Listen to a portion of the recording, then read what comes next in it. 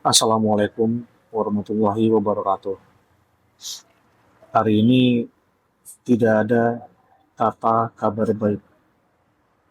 Hati saya remuk dan hancur. Saya ingin memulai dengan mengucapkan innalillahi wa inna ilaihi rajiun. Duka saya sedalam-dalamnya untuk ribuan saudara kita yang terkena bencana di Serambi Mekah Aceh, di Sumatera Utara, dan di Sumatera Barat.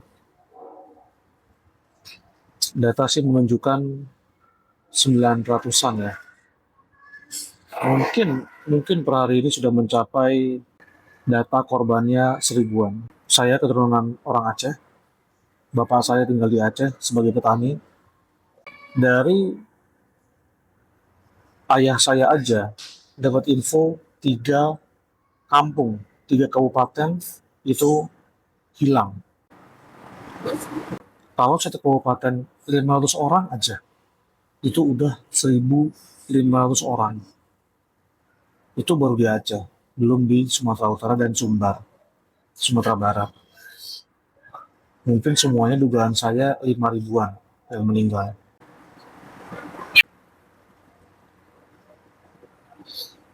Duka ini berubah menjadi amarah ketika saya melihat apa yang dilakukan oleh mereka yang duduk di kursi empuk kekuasaan. Di saat rakyat menjerit, pejabat kita malah sibuk berakting. Sebenarnya gue males sih nyebutin namanya juga. Kayaknya jijik gitu ya. Nyebut namanya gitu jijik. Yang pertama, Kepala BNPB. Di awal bencana sempat ngomong kondisinya terkendali. Cuman terlihat parah di sosial media aja. Dengan ratusan kantong mayat itu kalau dibilang nggak parah, apakah baru bisa dibilang parah kalau Aceh sudah menjadi danau? Gitu maksudnya. Terus ada anggota DPR, ya emang gampang sih buat booking. Tapi datang tuh cuma buat pose doang. Ya oke lah dia ngasih bantuan. Tapi kalau malah pose-pose gitu kok kayaknya nggak kasihan gitu ya. Orang lagi susah, lu malah ngepost pakai pakai rompi lah, rompi taktikal lah, ke pinggir kali, nunjuk-nunjuk, entah nunjuk-nunjuk apa di foto, jijik banget. Terus ada mantan Menteri Kehutanan, Zulhas, singkatannya Zulhas, yang dulu pernah dihina sama siapa tuh pemerannya, pemain aktor Hollywood. Dia pernah mainin Indiana Jones yang gue tahu ya. Siapa namanya lupa. Pernah di interview, terus dibilang ini kenapa kok utang pada botak? Terus ya dia jawabnya, ya kita nggak bisa apa-apa, kita baru demokrasi, ini kan baru kelihatan, kita pelan-pelan sambil ketawa-ketawa. Terus sama si siapa sih namanya lupa gue, sama si aktor Indiana Jones itu langsung gigi mukanya tuh rata serius, terus dia bilang this is not funny. Nah waktu bencana kemarin Zulhas datang, eh, dia datang soal-soal manggil beras, padahal padahal biasanya kopernya, tasnya, HP-nya dibawain sama ajudannya. Lihat deh, pejabat-pejabat itu kan punya ajudan ya. Mana sih pernah dia bawa tas, kalau pergi-pergi meeting atau apa, tasnya dibawain semua sama ajudannya. Giliran ke tempat bencana lu manggul-manggul beras. Ya, jijik banget. Terus ada Bahlul. Nah, Bahlul mah udah. Pak Prabowo sebaiknya segera pecat Bahlul. Kata orang gak cuman mukanya yang jelek, kelakuannya juga jelek. Dia bilang listrik bernyala. Sekarang 97% manual, manual nyala semua. Bohong ke rakyat, bohong ke presiden. Sampai sekarang. Semalam gue nelfon bokap. Sampai sekarang, lampu masih mati. Menteri Kehutanan sekarang, dia tahu tuh bahwa di Sumatera itu banyak banget yang udah jadi kebun sawit. Orang Prabowo yang bilang kok langsung sawit kan juga adalah pohon. Jadi nggak apa-apa. nggak usah takut dengan deforestasi. Gara-gara itu kali Prabowo malu menetapkan sebagai bencana nasional. Karena dia sendiri yang bilang itu buat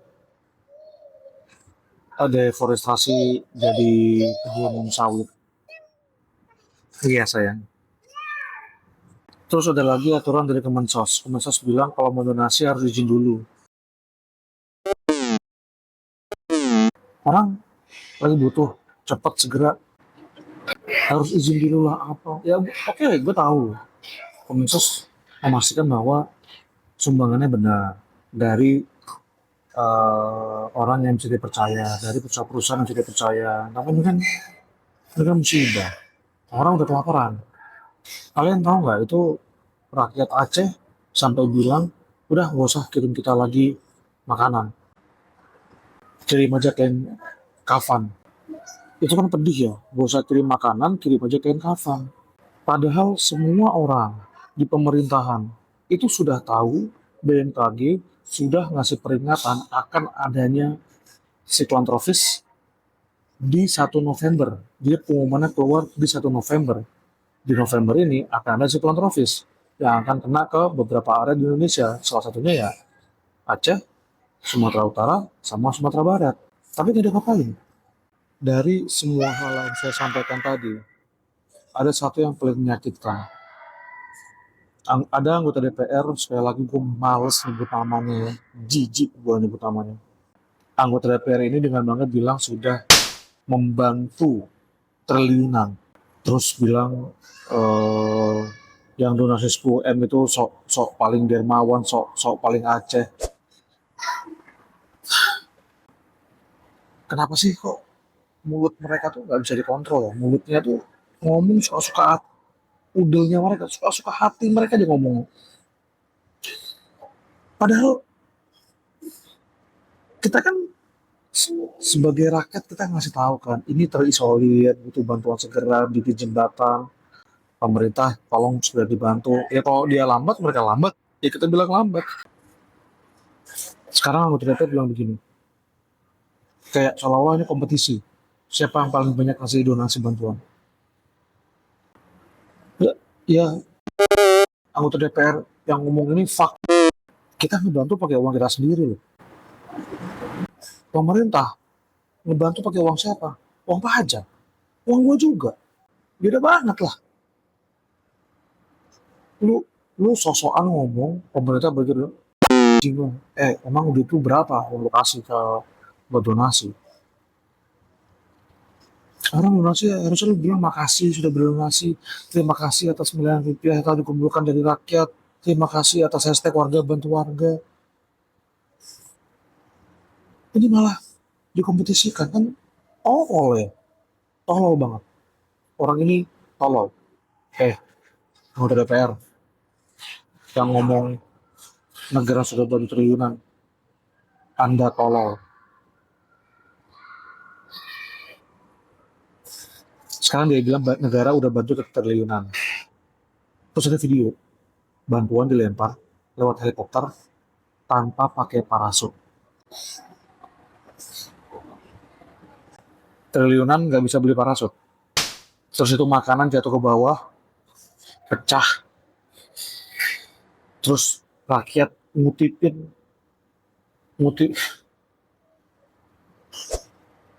terus rakyat ngutipin beras yang kecampur sama pasir. Beras nih kecampur tanah dikutipin sama mereka. Emang kalian kira itu apa? Binatang? Dilempar-lempar gitu aja ya? Mana triliunan? Mana parasutnya? Nah sekarang sudah 2 minggu berlalu, ya 2 minggu. Masih banyak desa terisolir.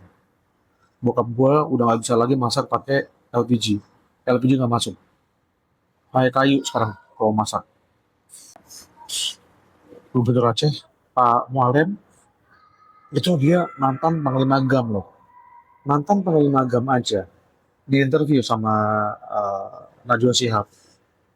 Itu sampai menangis. Nangis sampai nggak tahu lagi harus gimana. Saking banyaknya korban yang harus dibantu. banyak yang nggak ditemuin, ketimbun di lumpur. Pemerintah nggak mau menetapkan bencana nasional, tapi yang bikin salut adalah dia tetap nggak peduli, ya. Tetap kerjasama sama negara luar. Ada 5 orang Cina, 5 orang spesialis dari Cina, dari negara Cina maksudnya, yang datang dan mereka punya alat buat mendeteksi mayat di dalam lumpur. Bantuan dari Malaysia juga sudah masuk, alhamdulillah. Terus di saat gubernurnya nangis, ini gubernur lagi nangis nih. Di saat rakyat udah ribuan yang meninggal, ada seorang bupati yang juga gua males ya nyebut namanya ya. Bupati Aceh Selatan, pas daerahnya tenggelam, dia bikin surat resmi, nggak sanggup, terus minta izin untuk umroh. Padahal izinnya nggak keluar, tapi dia tetap umroh.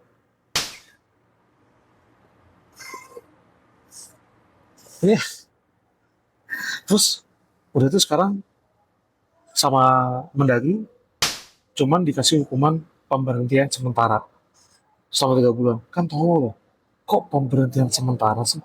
Tujuannya cuma dua, men. Berhentikan secara permanen, atau lu kerja lagi.